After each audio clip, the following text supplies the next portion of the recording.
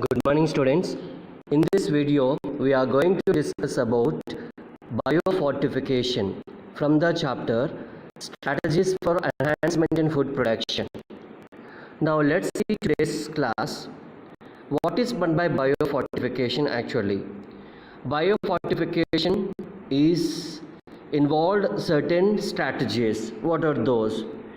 Breeding crops with higher levels of vitamins and minerals, or higher proteins and healthier fats, is the most practical means to improve public health. So that can be done by biofortification only. Understood? So breeding for improved nutritional quality is undertaken with the objectives of improving. Then what are the objectives involved in that? Let us see one by one in detail. First one, protein content and quality should be high, and oil content and quality should be also high level. Next, third one, vitamin content also should be at high level. Next, fourth one, micronutrient and mineral nutrients content also should be high at level. So plants which we are producing through breeding technique, all those plants should possess these objectives under biofortification technology or method.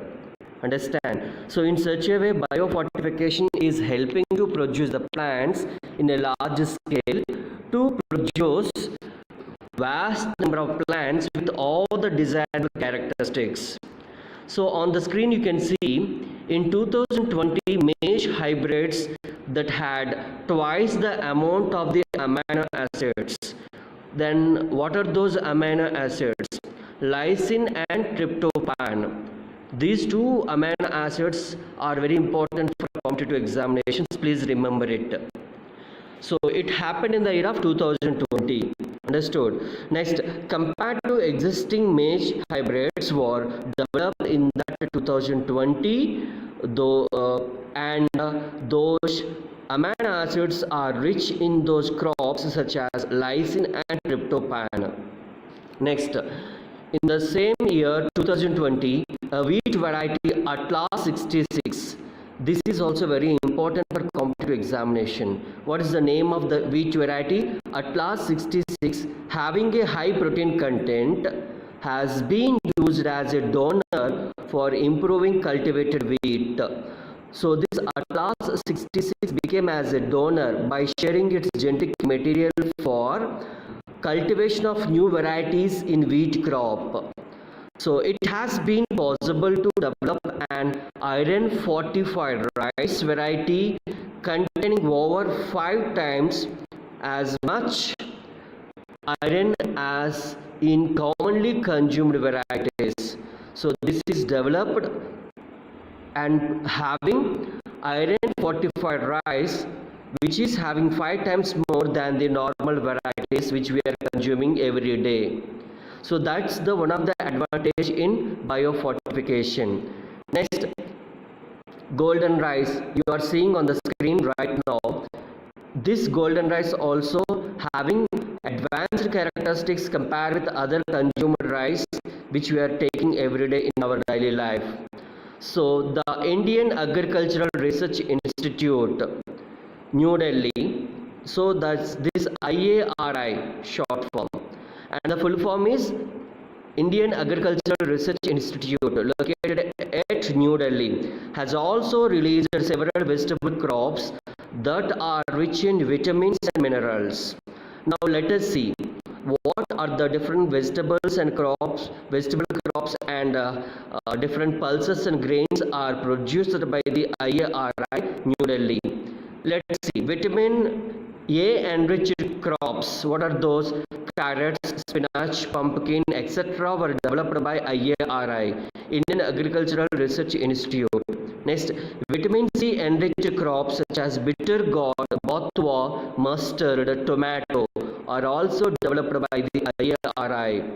Next, iron and calcium enriched crops such as spinach and botwa are developed by this IARI only to the public. Next, protein enriched crops such as beans. In beans different varieties are there, right? broad beans, lab. It's a scientific name for common beans. French and garden beans and peas. All these are protein-rich crops which are developed by the IARI. So in such a way, this biofortification helps to produce different varieties of crops, pulses and grains which are having high amount of vitamins like vitamin A, vitamin C and other minerals like iron and calcium and other nutrients like proteins. So these are the important points regarding biofortification. It can be asked a short answer in PU board examinations. Please remember it. So there are more advantages are there through biofortification. So we can increase the minerals, nutrients, contents in the crops by producing new variety of hybrids under laboratory conditions. Example, Indian Agricultural Research Institute located at New Delhi. Next, students, biofortification is not only useful for one certain level of people, it is useful for all the levels of the people, especially to the farmers. Farmers can produce new variety of crops, hybrid crops and semi-dwarf varieties which gives more yield to the farmer. And as usual, consumers looks about high nutrients, minerals content in the crops, then obviously these biofortified crops are having those qualities.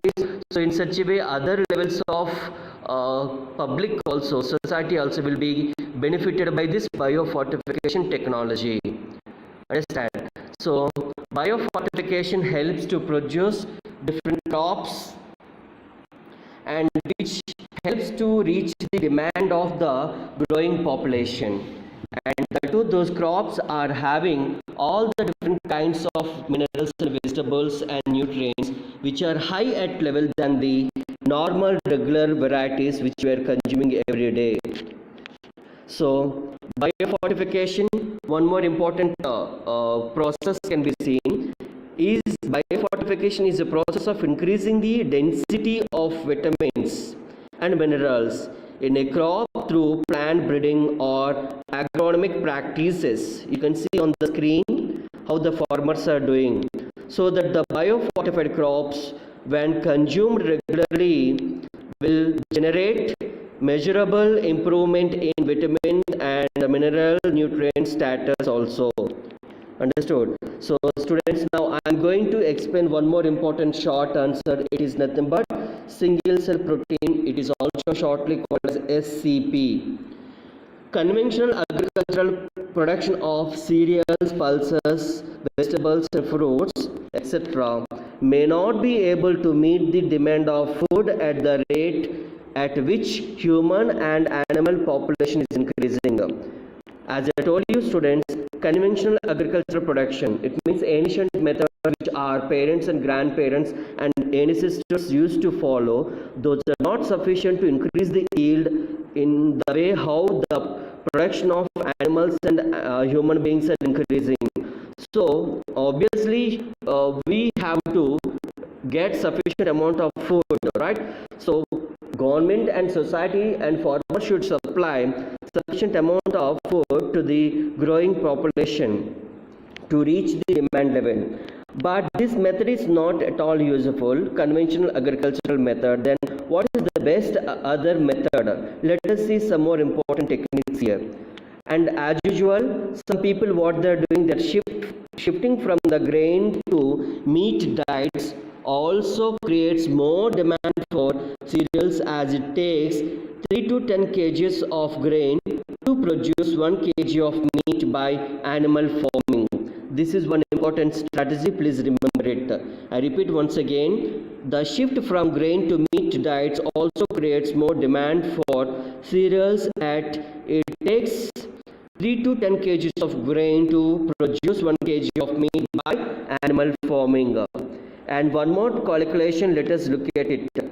More than 25% of human population is suffering from hunger and malnutrition. So how to compensate it? One of the alternate sources of proteins for animals and human consumption nutrients is Single cell protein, it is also shortly called as SCP. It is very important short answer for public examination, board examination. Please remember it. Let's have a talk regarding this SCP in detail. Microbes are being grown on an industrial scale as source of good protein. You can see on the screen, students, how the farmers are growing SCP. Example, spirulina. Please remember it and underline this point. It is very important for competitive examination. This spirulina is best example for blue-green algae. Can be useful for production of proteins in a large scale. The best alternate source of good proteins contents. This spirulina can be grown easily on materials such as wastewater from potato processing plants which containing starch, next straw grass, next molasses, next animal manure and sea waste. These are all the different resources to produce the large quantities of proteins and can be served as a food rich in proteins, minerals, fats, carbohydrates and vitamins. And incidentally, such utilization also reduces environmental pollution. So students, this is important concept regarding single cell protein. Next, certain bacterial species like Meteophilus meteotropus, because of its high rate of biomass production and growth, can be expected to produce 25 tons of protein. So what is the best example here? What is the best bacteria? Meteophilus meteotropus is useful for production of high amount of biomass production and gives more yield of protein and expected to produce 25 tons of protein. Next, the fact that edible mushrooms are also eaten by many people, right? And a large scale of mushroom culture is also growing in industries, makes it believable that microscopic fungi it would be become acceptable as food resource.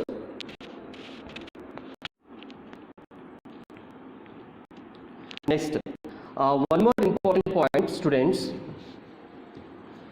Spirulina cultivation. Let us see one important information regarding spirulina cultivation.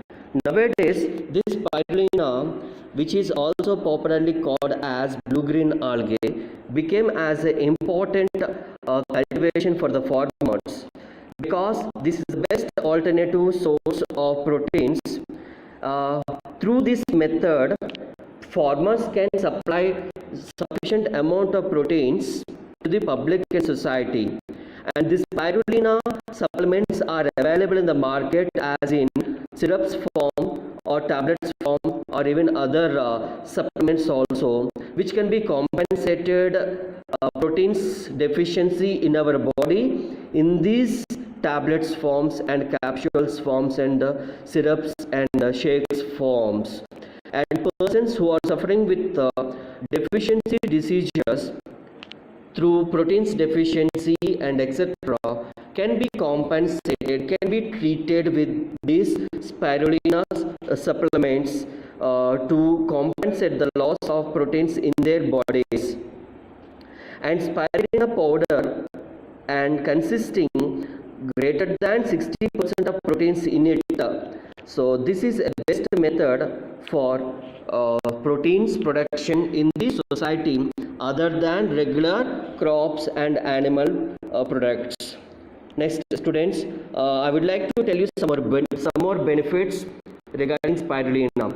Products from medicine and bioproducts and full of vitamins and minerals, great for cell regeneration, great protein source and easily digestible content it is, and superfood content it is, and antifungal, it works as an antifungal and anti-aging and fights with the cancer even, and antibacterial agent. So these are the different benefits of spirulina generally can be seen in the society.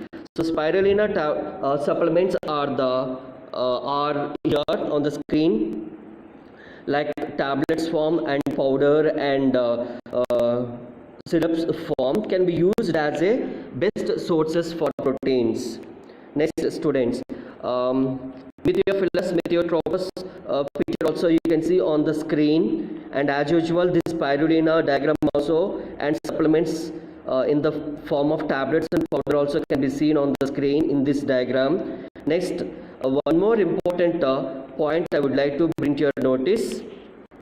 This SCP is mainly can be compensated by two organisms. One is Meteophilus meteotropus and second one is spirulina, and of course many other organisms are there, but these are playing a major role to compensate the loss of proteins in the daily diet. Next, another important concept, tissue culture. This is also important concept for short answer. Let us have a discussion. As traditional breeding techniques fail to keep pace with the demand and to provide sufficiently fast and efficient systems for crop improvement, then what is the best method here? Another technology is called as tissue culture. It is got developed. What does tissue culture exactly? Let us see what is tissue culture in detail. It was learned by scientists during 1950s, and that whole plants could be generated from explants. So what is meant by explants? The whole part can be produced by a single cell or a single part which we are taking from the any healthy plant. So the single cell or a part which we are taking, it is called as raw material.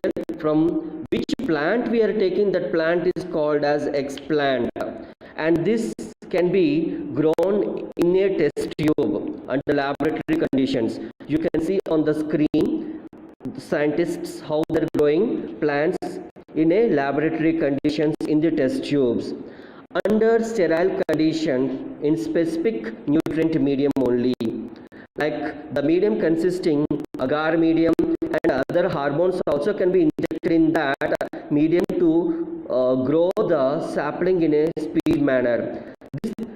This capacity to generate a whole plant from cell or explant is called as totipotency.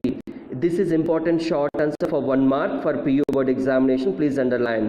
I repeat this definition once again. The capacity to generate a whole plant from a single cell or a explant is called as totipotency. You will learn how to accomplish this is higher classes in detail. In graduation level, you will get to know about this totipotency in a clear manner. So a carbon source, you can see the carbon source in the test tube, such as sucrose and other inorganic salts, vitamins, amino acids, and growth regulators like auxins, cytokinins, etc. can be also used in this nutrient medium. The application of these methods, it is possible to achieve propagation of a large number of plants in very short durations. Understand? This is important, please remember. This method of production of thousands of plants through tissue culture is called as micropropagation.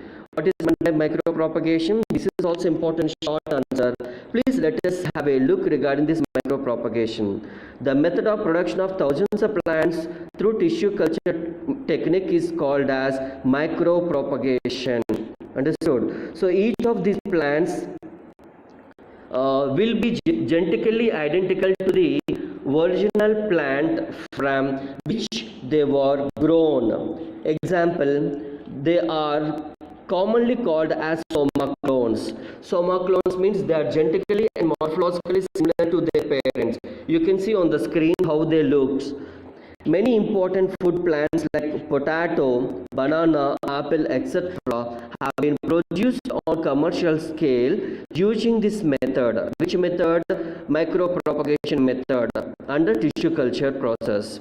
So try to visit a tissue culture laboratory if it is possible near to your surroundings with your parents, and you will get to know more information how it is applying generally in society. Next, another important application of the method is the recovery of healthy plants from disease plants, even if the plant is infected with a virus. So meristem culture, it is called as meristem culture. So the meristem is present at the apical and axillary sites, which is free from virus.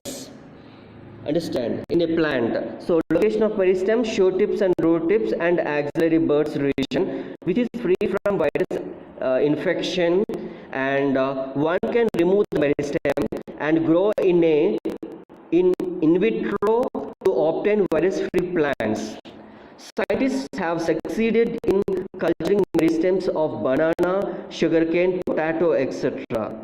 So you can also become as a scientist to produce these new hybrid plants through meristem culture. Scientists have even isolated single cells from plants, and often digesting their cell walls have been able to isolate naked protoplasts surrounded by the plasma membrane. Cell wall is here have been isolated naked protoplasts are taking, and after digesting the cell walls. Next, the protoplasm is now surrounded by the plasma membrane because cell wall is dissolved. Understand? So plant cells know, that's why plant cells consisting cell walls know, those cell walls are dissolved and only the protoplasm is surrounded by the plasma membrane. Next, isolated protoplasts from two different varieties of plants, each having a desirable character, can be fused to get hybrid protoplasts, which can be further grown to form a new plant. So the new plant here can be produced through meristem culture. You can see on the screen how they are producing. Next, each having a desirable character can be fused to get hybrid protoplasm, which can be further grown to form a new plant. Okay, these hybrids are collected and commonly called from scientific language, it is nothing but somatic hybrid, plural somatic hybrids, collected from plant cells only, while the process is called as somatic hybridization. Somatic hybridization diagram is there on the screen. I repeat this concept once again, please listen, because it is important for competitive examination. These hybrids are called somatic hybrids, while the process is called somatic hybridization. Imagine a situation when a protoplast of tomato is fused with the plant of potato, and they can grow to form a new hybrid plant. It is called as pomato, combining potato and tomato characteristics and producing a new variety.